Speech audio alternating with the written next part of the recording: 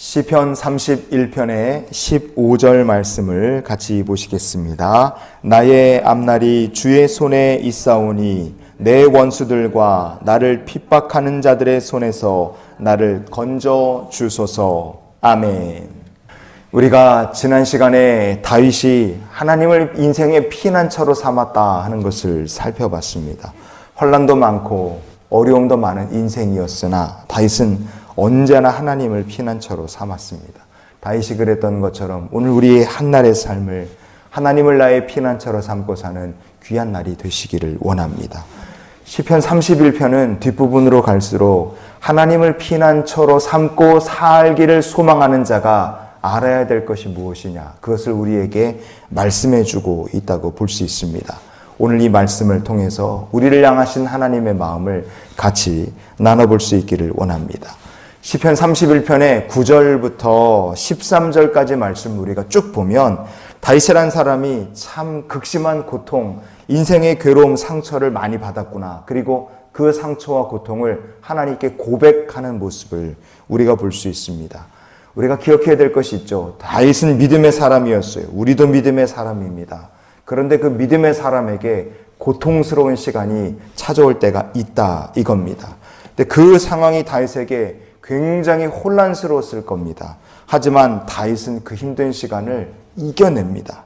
어떻게 이겨냈느냐? 그 비결이 바로 오늘 우리가 읽은 본문입니다. 오늘 본문을 다시 보시겠습니다. 나의 앞날이 주의 손에 있사오니 내 원수들과 나를 핍박하는 자들의 손에서 나를 건져 주소서. 아멘. 하나님을 피난처로 삼고 살기를 원한다. 그 성도가 기억해야 될 것이 무엇이냐 이거예요. 고난이 온다는 것은 당연한 겁니다. 그리고 그 고난 중에 해야 될 일이 뭐냐? 나의 앞날이 주의 손에 있사오니, 하나님을 피난처로 삼고 살기를 원한다면 우리의 삶을 하나님께 맡기는 성도가 되어야 될 줄 믿습니다. 그게 비결인 거예요. 우리말 성경은 나의 앞날이라 이렇게 번역을 해놨는데요. 이 나의 앞날이라 번역된 히브리어 본문이 이토타이라는 말입니다. 이거는 시간이라는 뜻이에요. 나의 앞날을 우리가 바꿔서 나의 시간이 주의 손에 있사오니, 이렇게 읽으면 이 본문이 훨씬 더 쉽게 명확하게 이해가 됩니다. 다윗이 어떻게 고난의 시간을 이길 수 있었느냐? 바꿔 말하면 나의 과거, 고통스러웠던 과거의 시간이 주의 손에 있습니다. 이런 고백으로 그가 살았기 때문에 이긴 겁니다. 그리고 지금 겪는 고난과 어려움이 있어요. 그러나 다윗은 고백하는 겁니다. 주님, 지금 이 고통스럽고 괴로운 이 시간이 주님의 손에 있습니다. 이 고백으로 다윗은 살았어요. 그리고 다윗이라는 사람이 왜 우리가 배울 만한 믿음의 본이 되는 사람이냐? 그것은 다윗의 이 고백 속에는 나의 미래의 시간 또한 주님 손에 있습니다. 이 고백이 담겨 있기 때문에 그렇습니다. 성도 여러분, 우리가 하나님을 나의 피난처로 삼고 살기를 원하신다면 여러분도 다윗이 고백했던 것과 같이 나의 과거가, 나의 지금이, 나의 미래가 주의 손에 있습니다. 이 고백을 가지고 살아가는 주의 백성이 되시기를 축복합니다. 나의 시간이 주의 손에 있사오니, 여러분, 이것이 다윗의 믿음의 고백이고 그가 하나님을 피난처로 삼고 살할 수 있었던 비결이었습니다. 우리는요, 근심 걱정이 오면 그 근심 걱정에 짓눌립니다. 그때 성도 갈 일이 뭐냐? 막 애를 쓰고 버티고 괴로워하는 것이 아니라 나의 시간, 이 근심스러운 상황, 이 시간도 하나님께 맡기는 거예요. 이 상황을 하나님의 강한 손에 맡기는 겁니다. 눌리고 고통당하고 괴로운 시간이 주의 손에 있습니다. 그리고 맡기는 성도가 되는 겁니다. 여러분, 왜 우리가 그렇게 하나님께 우리의 시간을 맡겨야 되냐? 우리의 믿음이라는 것이 그렇게 완전하고 좋을 수가 없기 때문에 그렇습니다. 사도 바울도 근심에 짓눌리던 시간들이 있었어요. 그가 어떻게 했느냐? 바울이 얼마나 믿음 좋은 사람입니까? 그러나 바울의 서신들 중에는 바울이 근심에 짓눌렸던 흔적들을 우리가 볼 수 있습니다. 바울의 친한 친구이자 정말 중요한 동역자 중에 하나가 에바브로디도라는 사람이 있었어요. 근데 그 에바브로디도가 아파서 거의 죽기 직전까지 갔던 일이 있었습니다.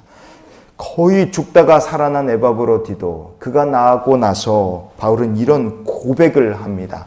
하나님께서 에바브로디도가 아파 죽게 되는 그 과정 속에서 사도 바울에게 굉장히 중요한 영적 교훈을 주셨다는 것을 우리가 알 수 있습니다. 빌립보서 2장의 27절 말씀을 같이 보시겠습니다. 그가 병들어 죽게 되었으나 하나님이 그를 긍휼히 여기셨고 그뿐 아니라 또 나를 긍휼히 여기사 내 근심 위에 근심을 면하게 하셨느니라. 아멘. 에바브로디도가 병들어 죽게 됐다. 그를 위해 근심하는 건 당연하죠. 근데 바울은 이 빌립보서에서 이렇게 얘기합니다. 또 나를 긍휼히 여기셨다 그랬어요. 그리고 하나님께서 어떻게 하셨습니까? 내 근심 위에 근심을 면하게 하셨노라. 바울은 빌립보 교회 성도들에게 이렇게 이야기를 합니다. 우리가 여기서 뭘 알 수 있습니까? 바울도, 그 믿음 좋은 사람도 에바브로디도가 혹시나 아파서 죽으면 어떡하나 걱정을 많이 했다는 뜻이에요. 그게 굉장히 사도 바울에게 큰 걱정거리, 근심거리였다는 뜻입니다. 사도 바울은 확실한 부활의 복음을 아는 자였어요. 부활과 영생의 소망을 가진 자였습니다. 복음에 대해 누구보다 정확히 알고 복음의 능력과 부활의 믿음을 가장 확실하게 가진 사람이었으나 그런 바울마저도 동역자인 에바브로디도가 아파서 거의 죽게 됐을 때 염려와 근심에 바울의 마음이 요동을 쳤다는 뜻입니다. 믿음의 사람도 여러분 우리가 근심하여 마음이 요동칠 수 있다는 걸 우리가 알아야 돼요.